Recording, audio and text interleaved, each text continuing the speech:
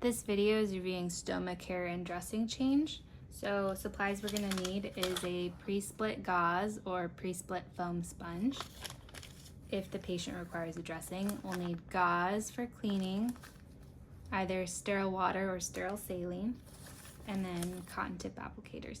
And then you may need a second person to help hold or help expose the neck, depending on how much your patient moves. So first thing we're going to do, I'm going to go ahead and open up my gauze and wet it with some sterile saline. And I just want to use this once per cleaning swipe. So I'm going to go ahead and hold the trach in place, and I'm going to clean under the flange around the stoma here.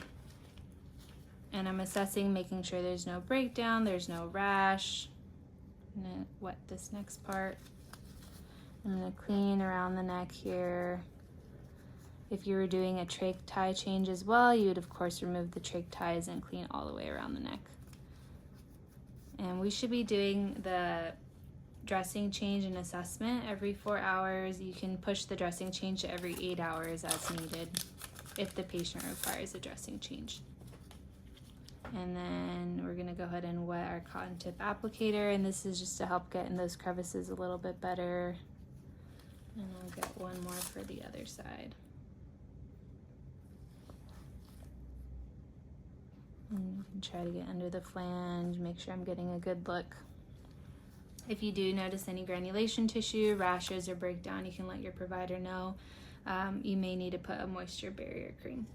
So once we've cleaned, I'm gonna go ahead and get another gauze that's dry, just to make sure that the skin is completely dry. So make sure that I'm drying under the flange, around the stoma, and around the neck area as well. And then if your patient doesn't have a lot of secretions, they may not need a dressing, but most patients do. So again, we just make sure it's pre-split.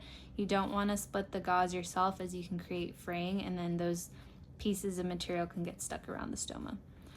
So to place the dressing, I'm going to go ahead and put it down the middle. I'm going to hold the trach in place, and I'm going to give myself some slack with the trach ties, and I'm going to push the dressing through one side at a time.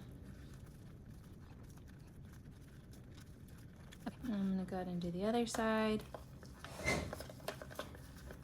Give myself some slack with the ties and put one finger here and tuck underneath.